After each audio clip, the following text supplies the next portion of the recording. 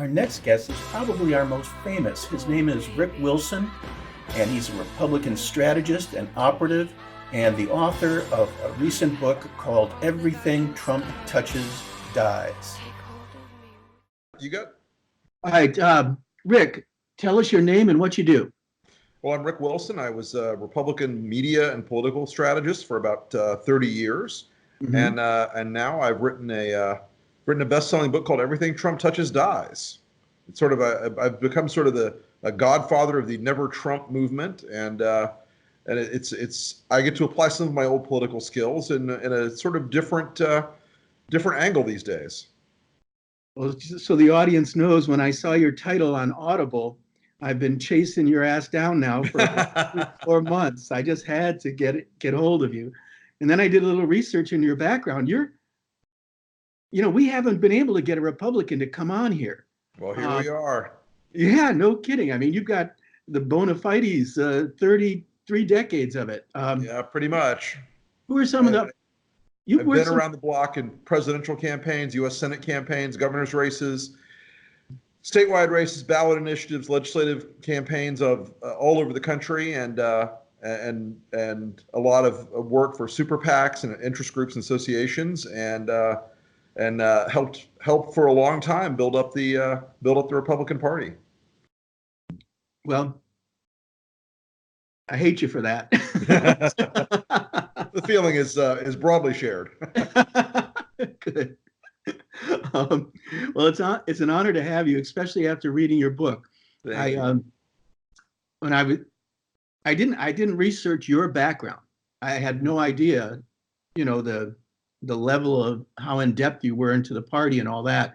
You were the author of this book with this really provocative title that I just had to get the author in an interview. And so when I started reading the book, I couldn't believe that you went through the entire book without taking an adjective, adding ly, and then to make it an adverb, but still modified a noun. Because our commander-in-chief butchering the English language now for 2 years. That's a backhanded compliment. The curse of bigly. Yes. Well, it was extremely articulate, erudite. Well done, sir. Well done. Thank you very much. I had to have a fucking dictionary next to me the whole time. All right. So what's the title of it again? Everything Trump Touches Dies. Everything touch. All right. And because you are a wordsmith, in that title, I was drawn. I've been thinking a lot about, having read the book. You didn't say everyone Trump touches dies in a sort of a figuratively speaking. You said everything. Yes. One of the reasons is if you look back on Donald Trump's the arc of his personal history, every enterprise he's been involved with eventually collapses.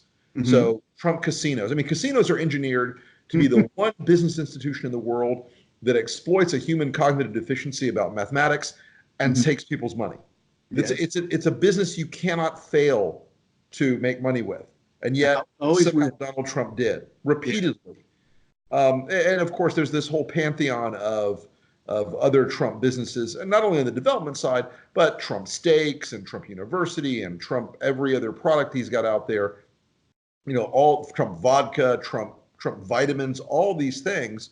This is a man who was born with a great amount of money that he inherited from his father, and has squandered it, blown it, and borrowed time and again from lenders in the greater fool category to try to maintain this illusion of who and what he is. And I thought it was relevant in some ways to look at everything that institutionally that encounters Trump is going to meet the same fate that individuals who encounter Trump meet. They always find themselves lesser at the end of the day.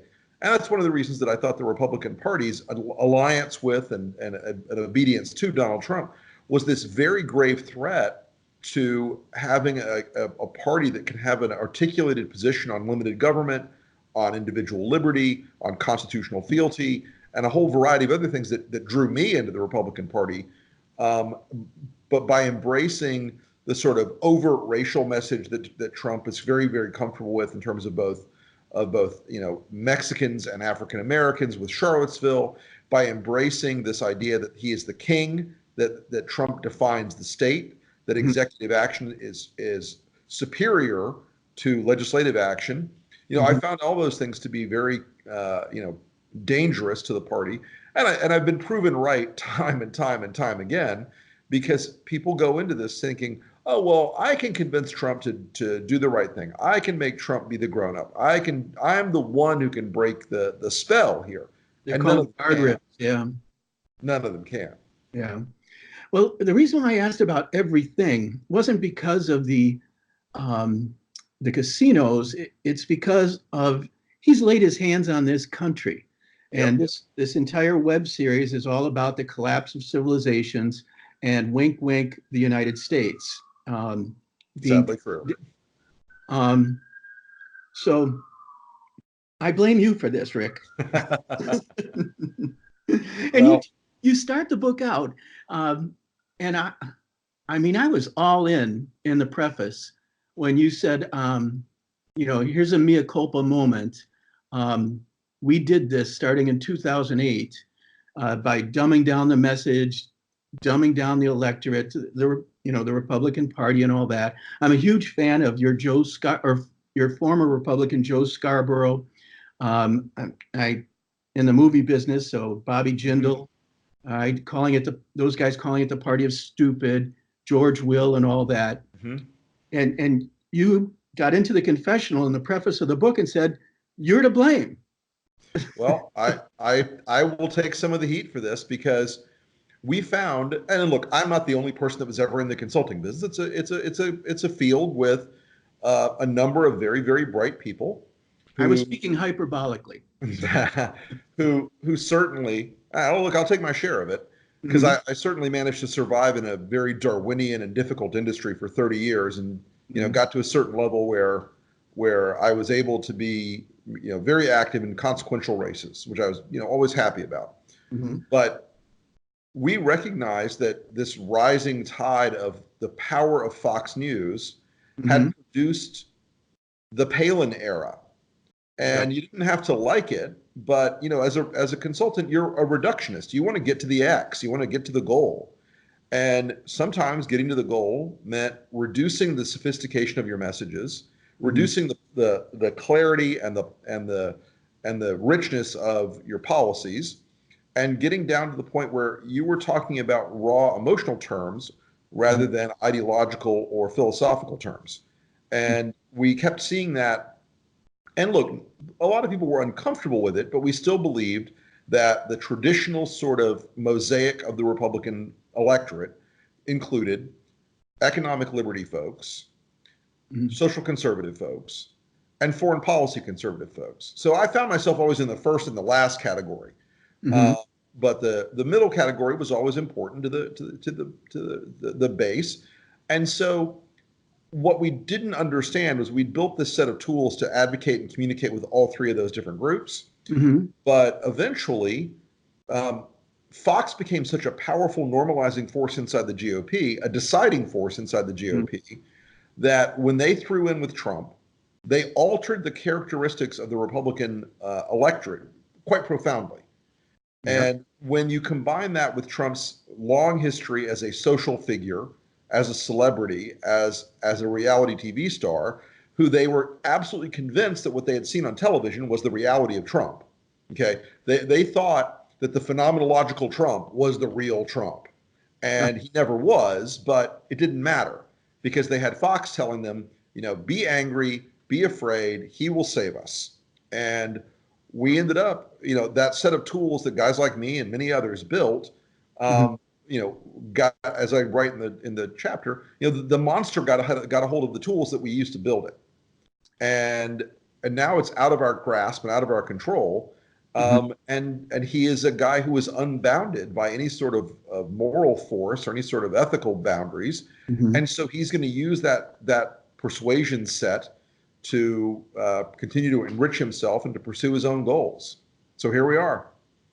In fact, you used the analogy in that preface of creating Frankenstein. Yes. Frankenstein monster. And you weren't referring to Trump.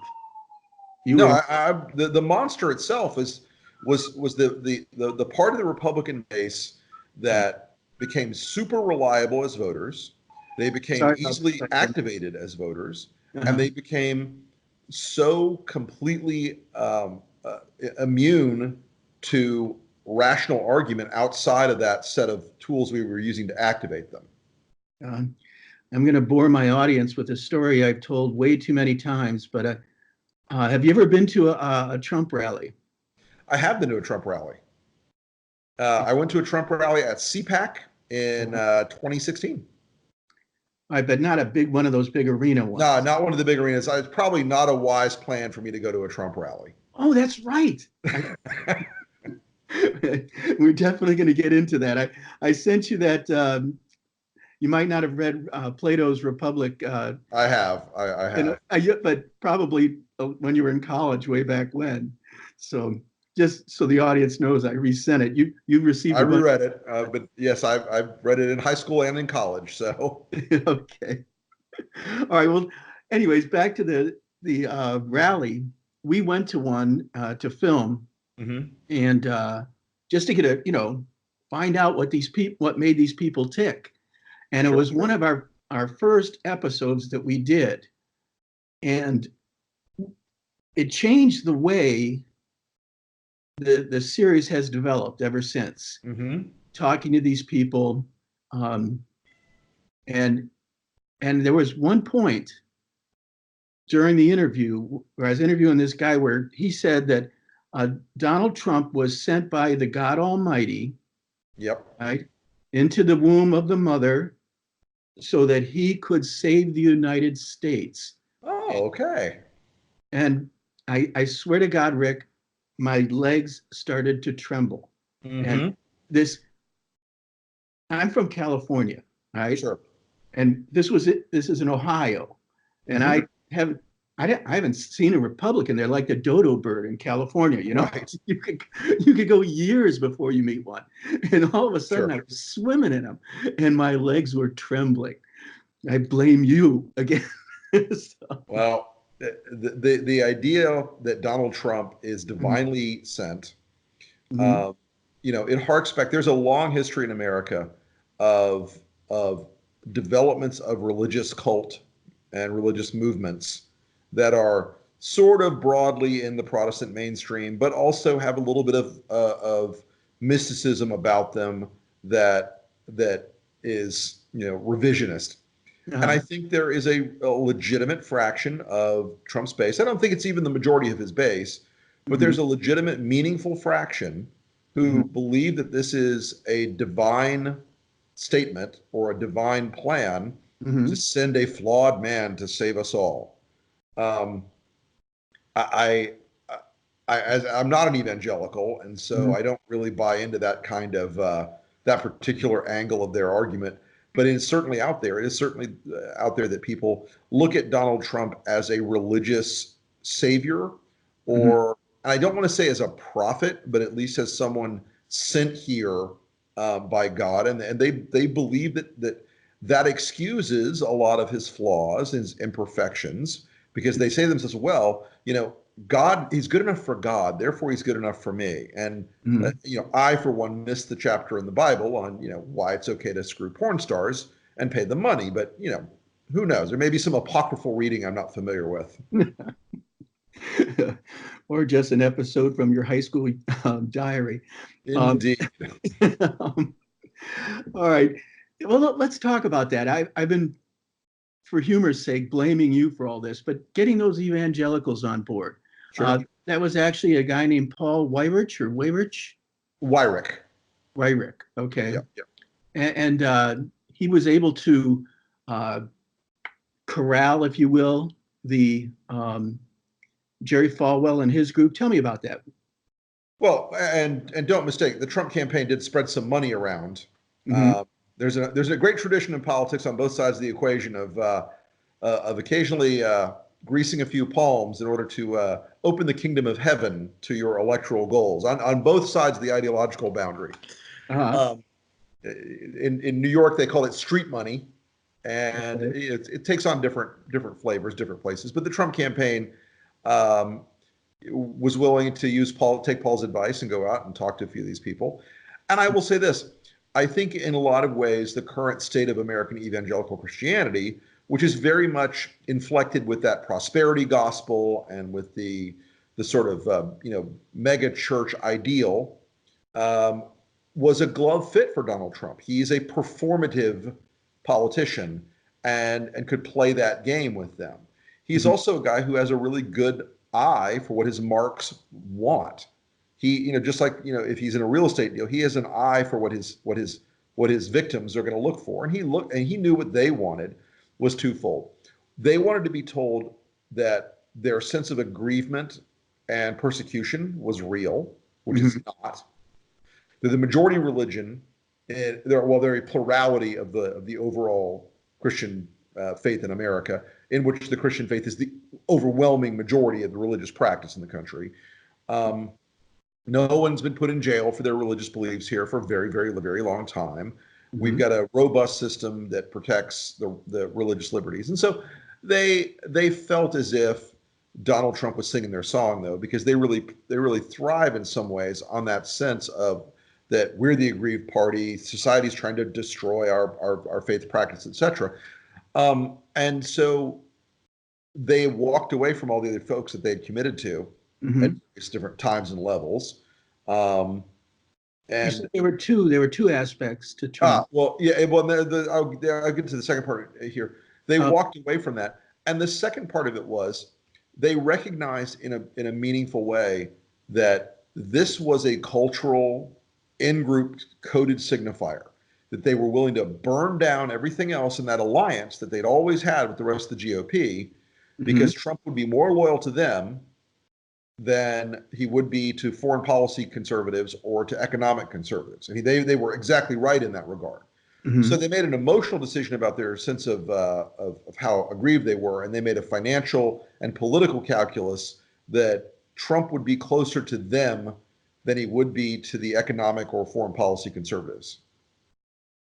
Could there be possibly a third, in that the moral majority was not so much founded to fuss about Roe v. Wade, but was more about a white supremacist tendency?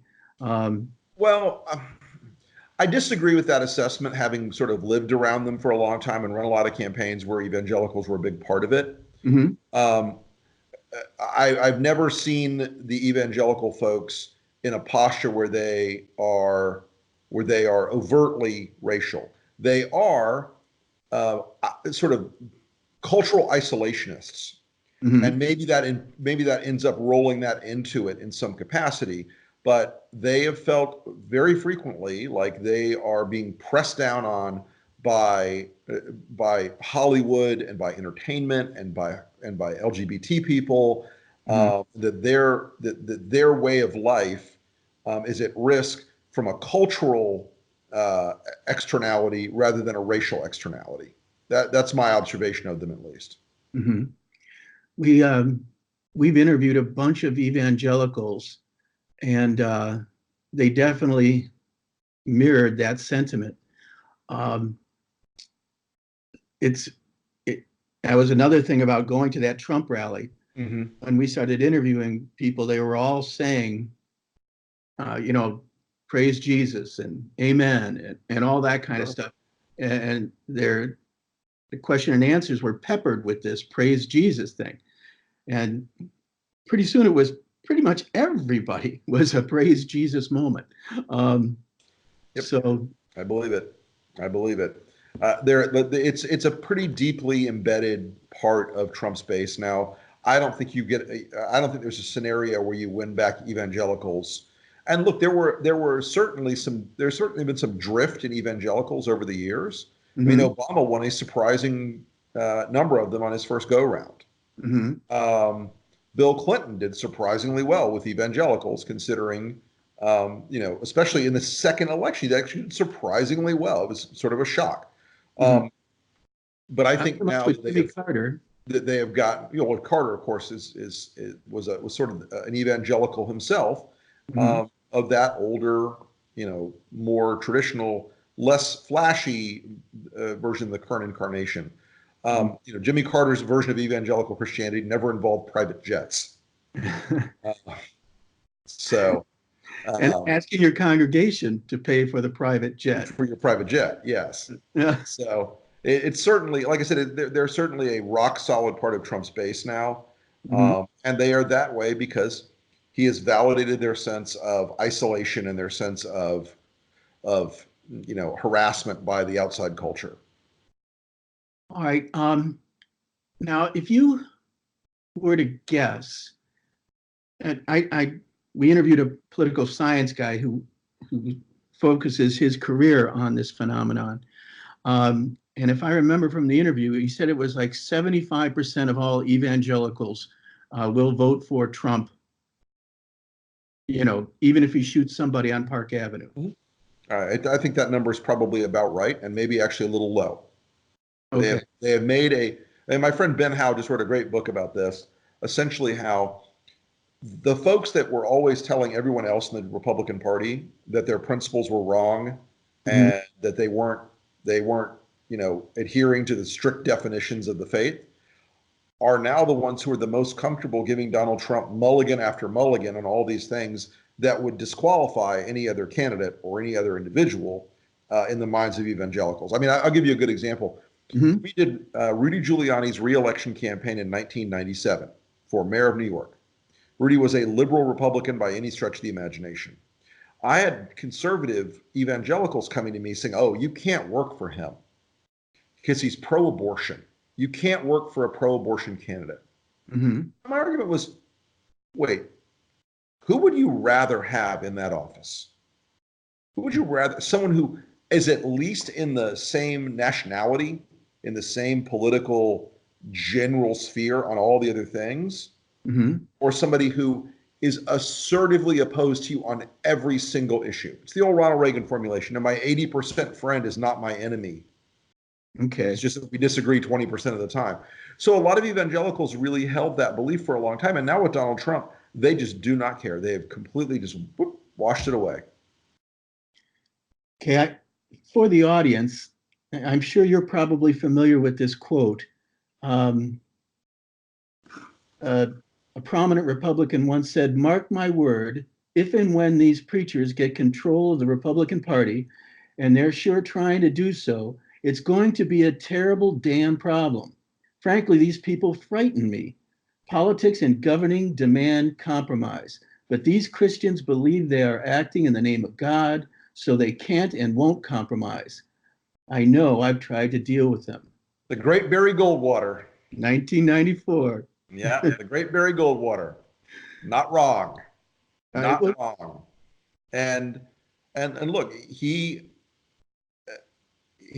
Barry Goldwater in a lot of ways. If you go back and look at the things he sort of touched in his career, I mean, he sort of identified where this populism was going to come from.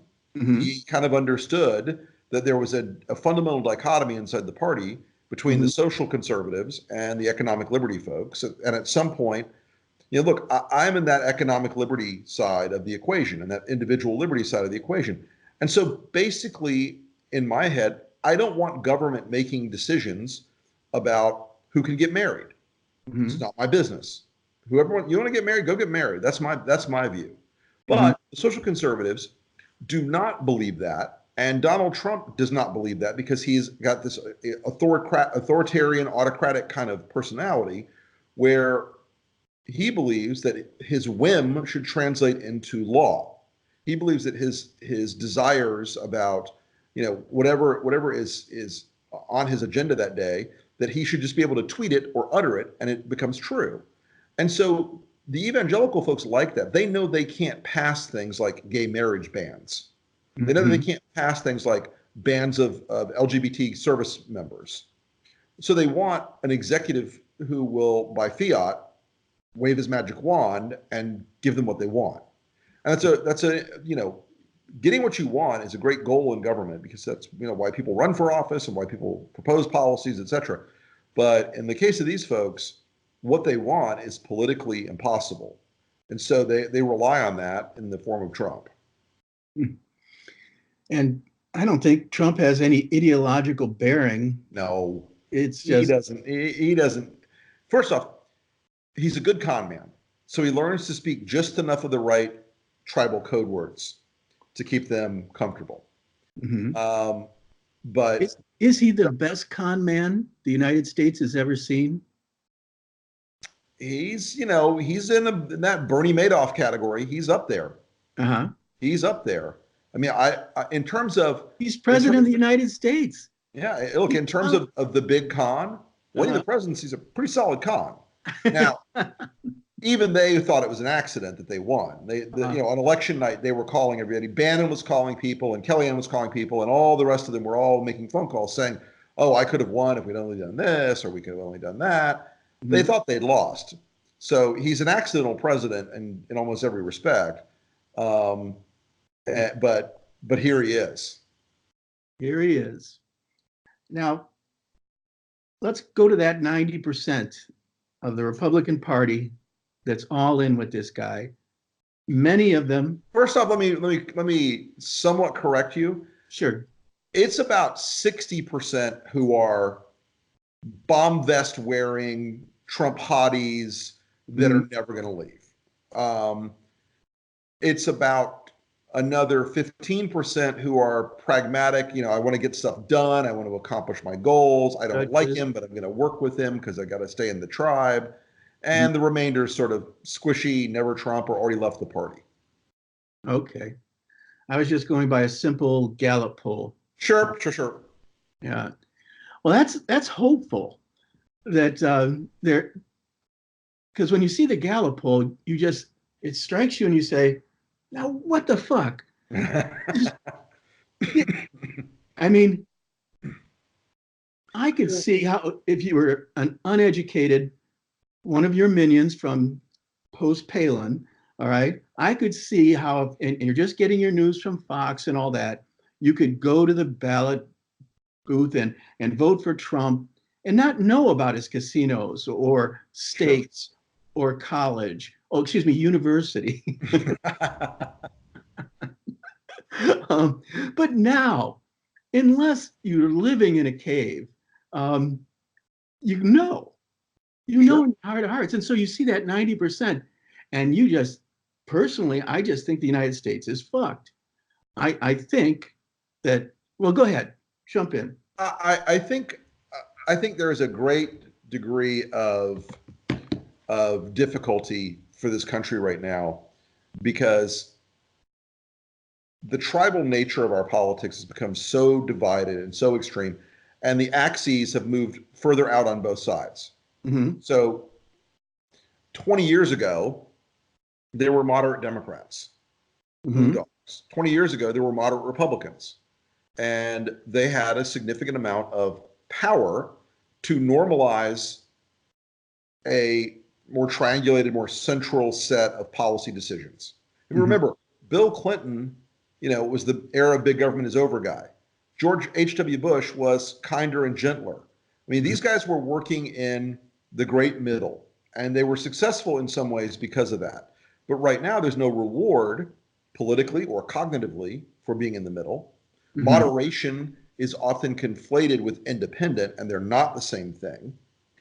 And so we end up with this situation where the country is so deeply divided, it's such a zero-sum game that it will be Thunderdome in this campaign. It will be we will fight till the last dog dies in this campaign because of that. So I don't think I have very little hope for peeling off a lot of Republicans against Trump, but you don't need a lot. And remember, when George H.W. Bush ran for re-election in 92, he was at 78% approval when Pat Buchanan got in the race in the primary. Now, I was in the administration as a very young guy, but in the administration, and everyone's thought was, oh, please, Pat Buchanan, what a joke. He's a paleo. He's an old weirdo, blah, blah, blah. But Pat Buchanan tapped into some worry and anxiety inside the coalition.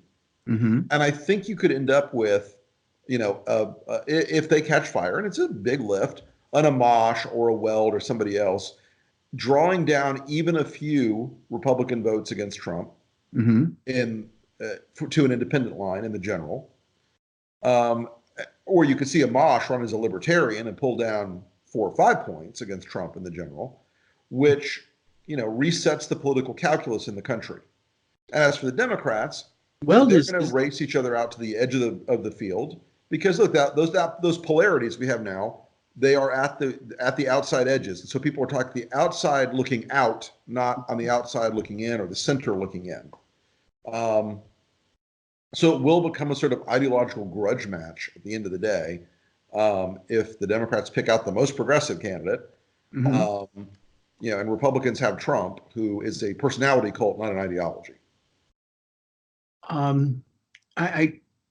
Weld has vowed that he's going to go in the primary. He's not going to go independent.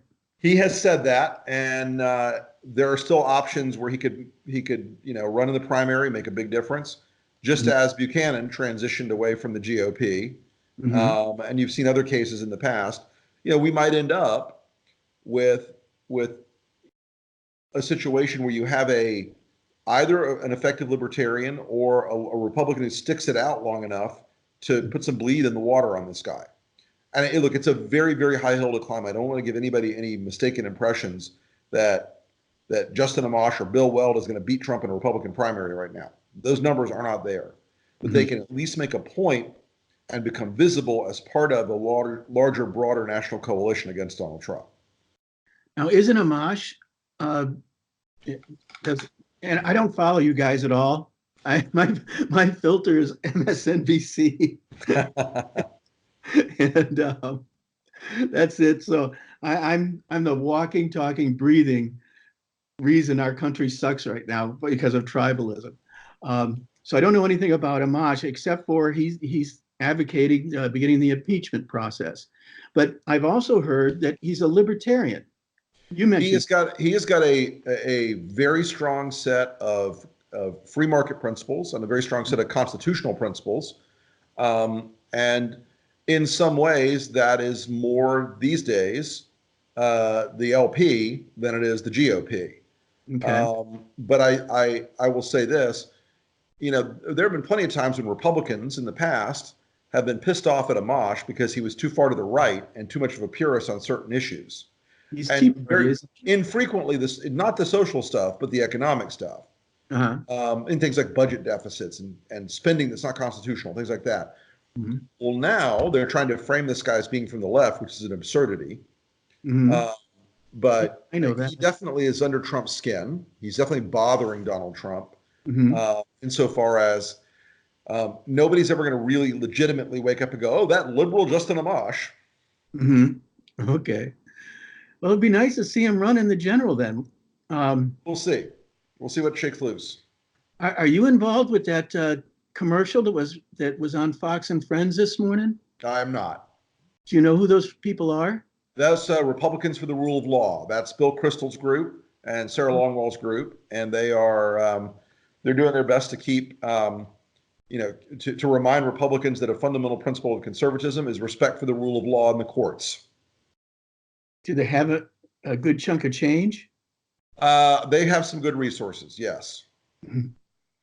Although, the most valuable resource expenditures right now, the Democrats would be a lot better off if Tom Steyer wasn't running ads about impeachment, but Tom Steyer was up in Ohio, Wisconsin, Pennsylvania, Michigan, and Arizona and Florida with ads knocking Donald Trump into next week. But what do I know? I've only been an ad maker for 30 years. You certainly can spin a bumper sticker kind of thing. I loved your insults. I have a sharp tongue. I will admit that freely. Well, Chris Christie, what was it? A hit manatee. A hit manatee. Yes. I swear, if you ever want to do a mockumentary or a documentary, I'm your man. I'll put okay. This is Spinal Tap for politics. Exactly. And it might make good contents for a time capsule for the future. It may well. All right. So big tent Republicans. Sure. We we interviewed a Nazi last week. Oh, well, how fun for you. Which one? His name was Tom Kaczynski. He's written Okay. about 5 or 6 books, Right. and he doesn't like being called a Nazi. I don't know. They never do. Tomato, tomato. It's I in my research he was a white supremacist at times, a white nationalist, and I don't know. It all seems the same to me. Yeah. Yeah. But and I think you said it in your book that not all Republicans are Nazis, but certainly all Nazis are Republicans. Well, it was a Trump fan. The formulation was Trump fans, not Republicans, because the degree to which the alt-right and to which the white supremacist movement and the David Duke faction of the population and Tom, let me interrupt. I also interviewed a alt-right guy. Oh, David Horowitz. David Horowitz. Well, he's not technically alt-right, I guess, but he's paleo. Close enough. What's paleo? Paleo are like Pat Buchanan style conservatives. They're sort of a slightly cleaned up version of alt-right. But the alt-right and all these guys in the Klan and Richard Spencer and Anglin and all these other folks, they saw Trump from an opportunistic infection point of view.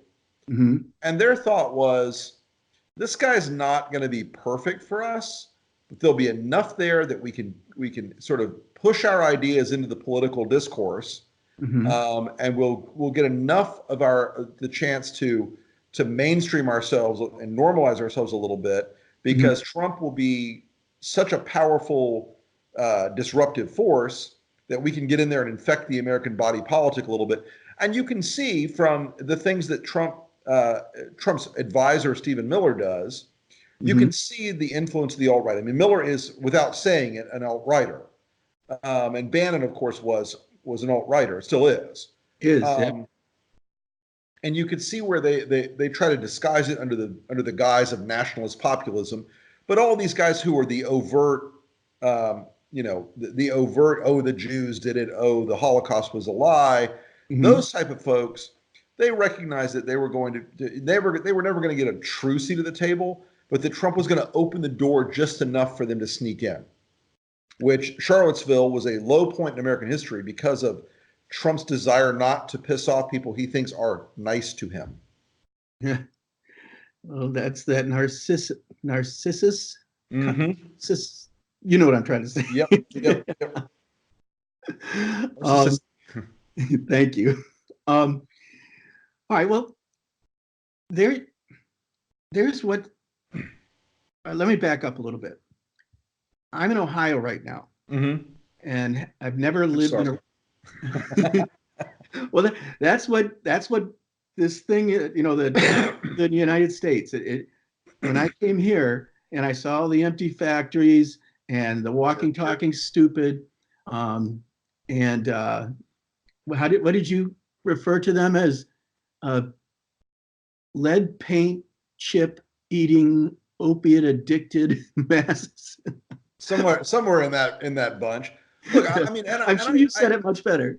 I try to be sympathetic to folks who have been swept up in a global economy where the supply chain is flattened, where technology has passed by their jobs years ago, and where they've had promises from both political parties for 40 years now that have been broken time and time and time again, feeling like that they had to have this moment where they had to pick the disruptor, where they had to pick something that would blow everything up and hope for the best. But and a large number of those folks deserve the pity and the sense of the empathy, maybe, tragedy that attends them. But but we've had to come to admit that there's a fraction of them. It's something not even the majority, but it's enough. There's a fraction of those folks who were finally looking for the first really white president, where they really wanted somebody who was going to put the Latinos and the African Americans in their place, and that they really bought into a sort of generational myth that that the only thing wrong with this country was too many brown people.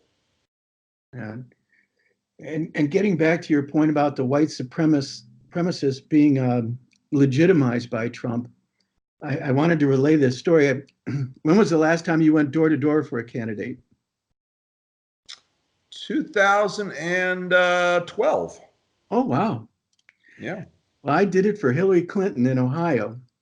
I do it, by the way. I used to do that, by the way, because it's a great focus group. Focus group. I knew you were going to, yeah. Okay. When I was shocked because when I started researching this thing and I pulled you up and I go, shit, I know that guy. I've seen him on TV. I think I've seen you do focus groups and all that. So, Yep. You're famous, dude. Yeah, ish. But anyways, the phenomenon when I was going door to door for Clinton in Ohio, Mm-hmm. And when we first started out, you know how they give you the iPad and you're doing the survey and all that kind of shit. Yeah. And it was Hillary Clinton every night. You talk to about 30 people, and 15 would be for Hillary, 3 would be for Trump, and the rest would be undecided or who knows what, right? And then towards the end, it was a complete reversal. An absolute reversal, as if they were coming out of the closet. They were free now to use the N-word, you know, because I'm an old white guy, so they assume I'm at their door for Trump. Right. That they would lead to that, and so then they would drop the code and just go to the N-word and just all kind. We got a brother. We got to. Yep. Yep. I've seen that rodeo a few times in the last in the 16 particularly, where they recognize we don't live in a society where you can publicly hold those views because they're repugnant. But when they thought you were on their side and you were in their tribe and the secret handshake had been exchanged, you get that nod and a wink of, yeah, Trump's going to show them. We're going to show them. And I think we all know that the word them ends with GER in their mind. So, well, many times, and I had not heard that word in forever. Well, when I lived in Prague, they used it. The girls used it there, but in an endearing way. Right.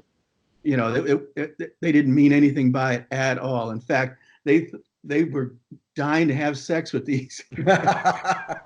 They even had Tuesday night was their night to. There was 4 black guys in all of Prague. Excuse me. So Tuesdays they would. Anyways, I digress. But Trump has in a way, opened up Pandora's box in that respect. Sure. The white nationalists, Nazis, whatever you want to call them, they're out of the closet now. A lot of people are dropping the dog whistles, and they're out of the closet. Where do you think it goes from there? With respect to the Republican Party, they're in your tent. They're in your tent, and there's been a tacit agreement that they're there. Okay, you can't deny that, Rick. All right, there's been a blinders on. Look the other way. They're voting for us. Let's not do anything.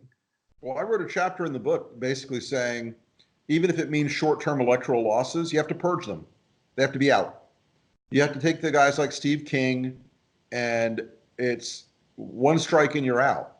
And again, that's going to lead to some electoral losses and some electoral pain. But unless you do that, you are part of enabling the folks that looked at Trump as a target of opportunity in terms of spreading those kind of messages. You're looking at, you're looking at one of the most disturbing things to me in the campaign was when David Duke endorsed Donald Trump.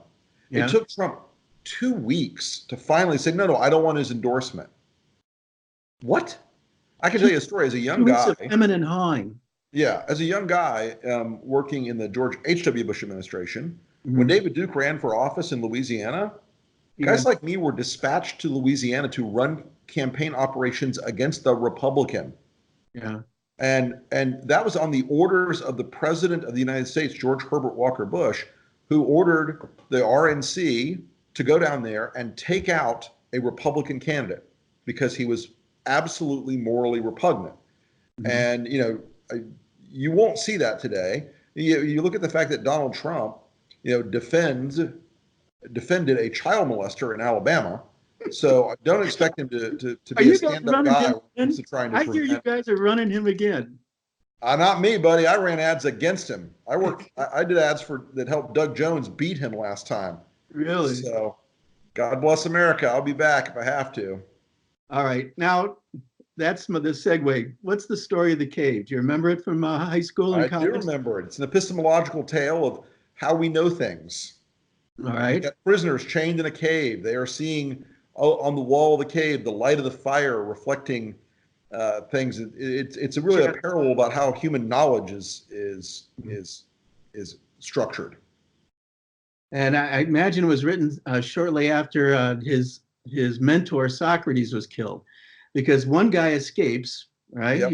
He leaves the Republican cave. Party. I mean the cave, and then he decides to come back and tell all of his buddies that, hey, this sucks down here. Yep. And what do they do to him? Yeah, they kill him. What you don't, yeah, I mean, Rick, how long do you have? what you don't know, part of the parable of the cave is what you don't know about, that epistemological question of what are the limits of your knowledge of things. And in some ways, it's sort of. I don't have a dictionary. What is What is that? It's how we study the structure of knowledge. Okay. And cool. and in some ways, politics is always a game of that. You have certain limited sets of information you work from, and they may be more or less granular in different campaigns, in different cases, but you're always going to have to face up to the fact that you don't know everything. But now we have a sort of more perfect understanding of the consequences of lacking that knowledge, and we have it. There is no blind choice about Donald Trump in 2020. We know what the choices are. There's, as you were pointing out, at this point, you know who he is. You know who he is in terms of being a president and a human being, and because of that, nobody gets a pass anymore by saying, "Oh, I saw the flickering image of the cave of great trade deals." No, you've seen everything, you know everything, and if you don't vote according to that full spectrum of knowledge, you're in trouble. You as in all of us? You as in America. Yes. All right. Well, we're back to that again. Everything Trump touches with his cancerous leprosy-ridden hands is on the throats of the United States. Mm-hmm. Now, and this pissed me off in your book, dude. I thought I coined the phrase Vichy Republicans. All right. I think I beat you there. You did, dude, by over a year. I think I beat you there. I was like, wait a second.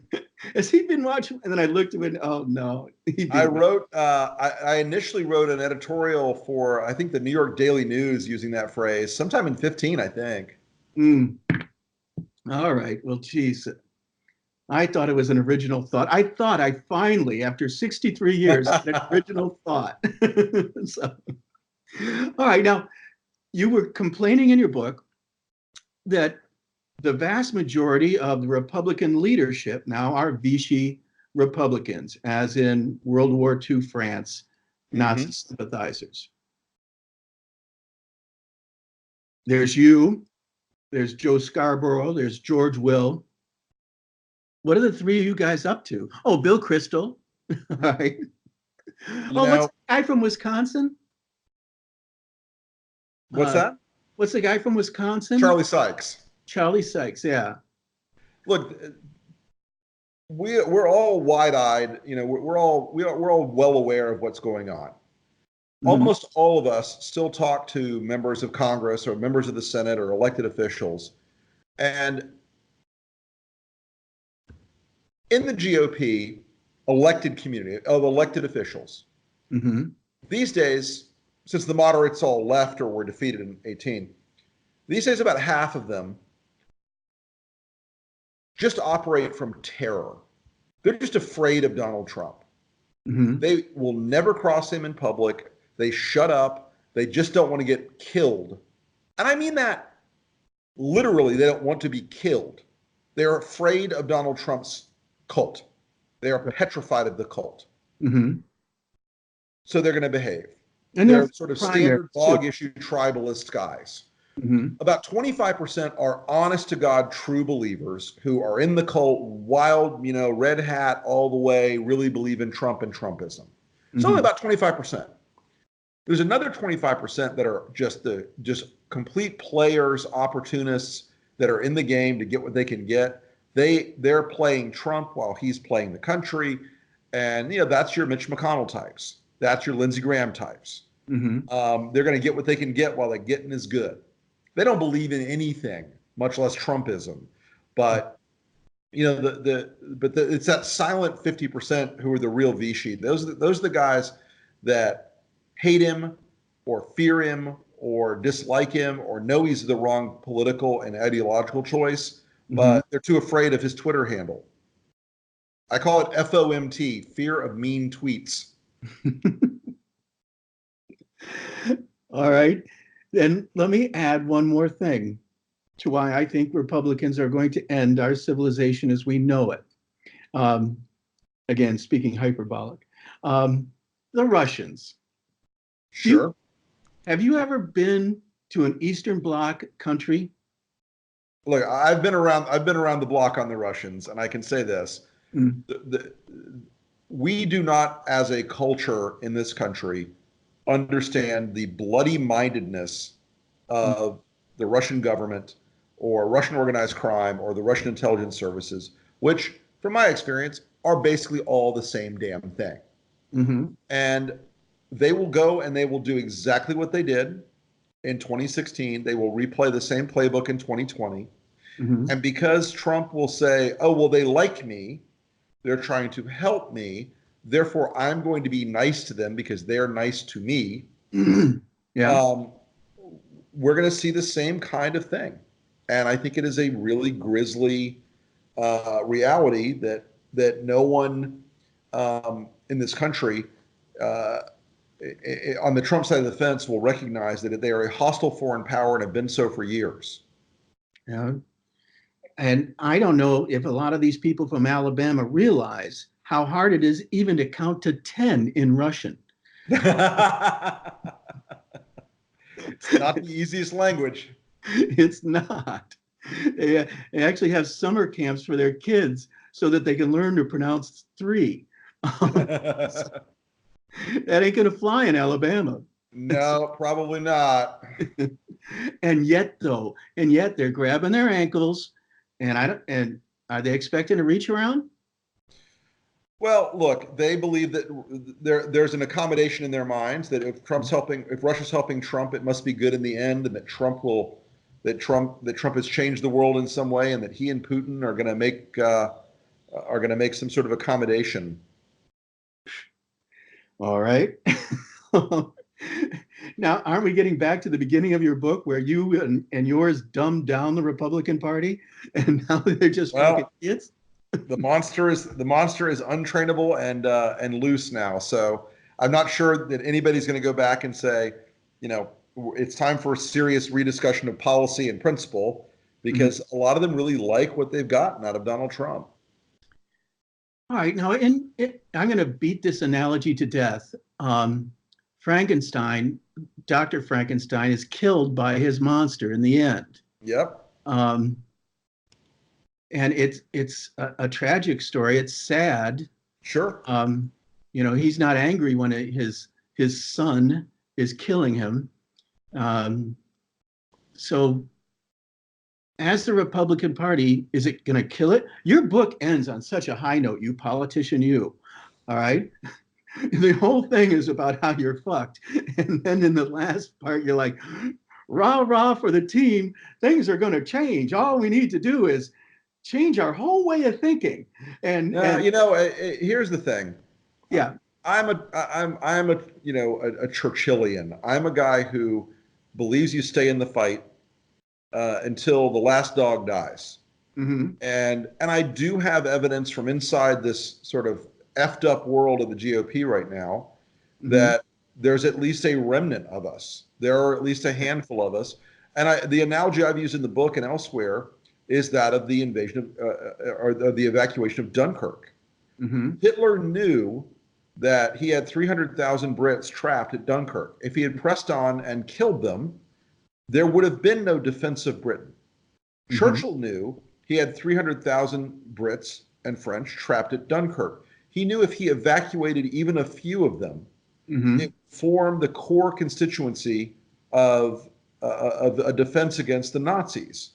And so I look at trying to preserve some fraction, some remnant of legitimate small government conservatism outside of the Trump world as a meritorious argument, a meritorious practice. But I recognize that, you know, we face incredible odds. We face an implacable foe, and you know, you've got to get up every morning and stay in the fight if you're gonna take yourself, you know, seriously and say you did everything you could to save the country. Who's the implacable foe in this story? The implacable foe in this story is actually a sort of complex of dead-enders and grifters who sort of congealed around Trump, where they really, really, really want to make a ton of money, and they really, really want to break this country. It's the guys like Steve Bannon.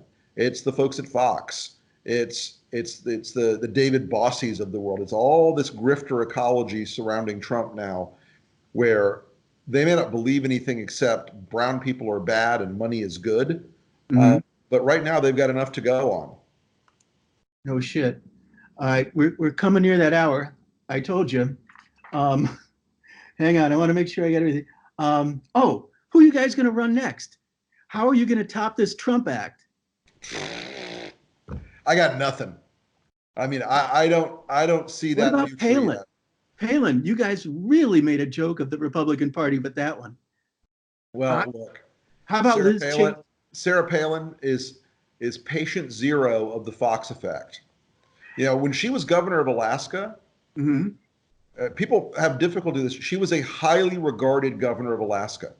She was considered a reformer and was not the clownish figure she became. She became that clownish figure in part trying to please the ratings gods at Fox.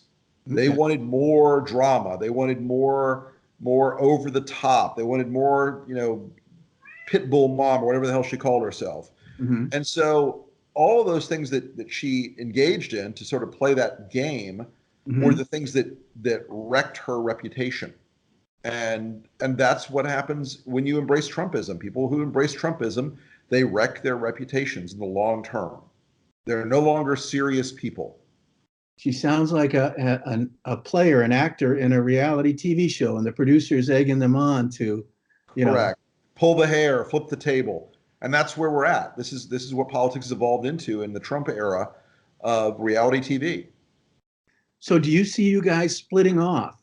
And I think there may end up being a fissure where you end up with a party that is the nationalist populist white party of Trump, which essentially is core evangelical and angry.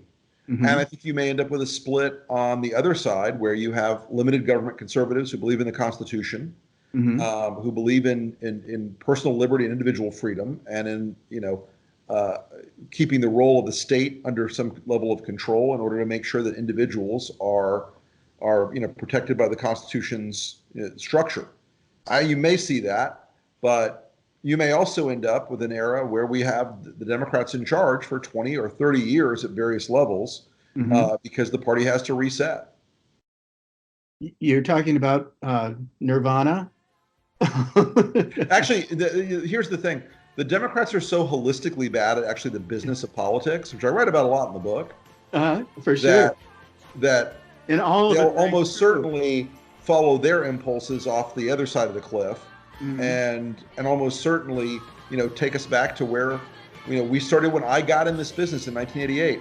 We recognized the National Democratic Party was too far to the left for a lot of their own voters, and so they were so that push and pull as the parties have changed, you know, has always depended on finding areas where the other side has run off the edge of the cliff, and you can retrieve their voters. Thanks.